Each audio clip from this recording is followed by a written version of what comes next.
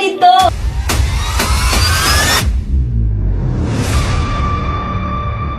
Narito ako upang makausap ang kaibigan ko si Makakain.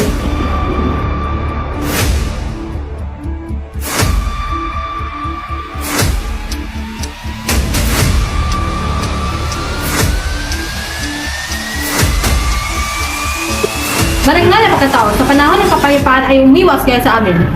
Guardia Sibil. Patay pa naman ako!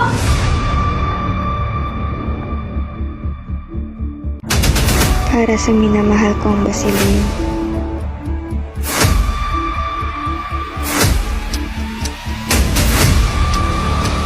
Sige, halip. Bato ka.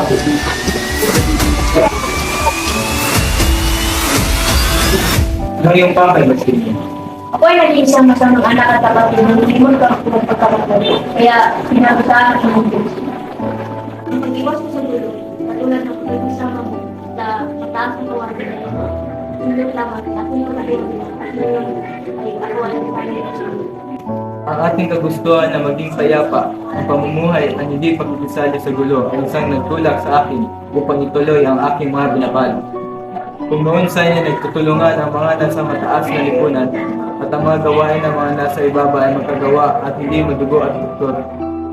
Sana mga hindi ko nagtatuan ang aking mga katulong. Kung sila man ay hindi makagawa ng makinis na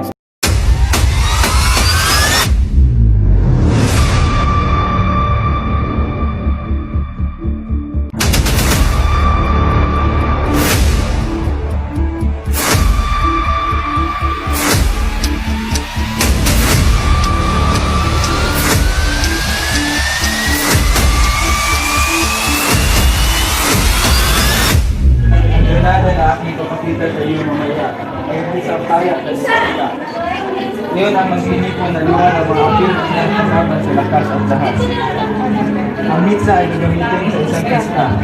Nagkaraan ng 20 minuto, ang liwanag nito ay manghuling at kapag ito'y ginalaw sa sabot ng granada, kasunod ang masupot na pulburan sa kainan at walang makaliligtas sa mga bisita ng kapistahan.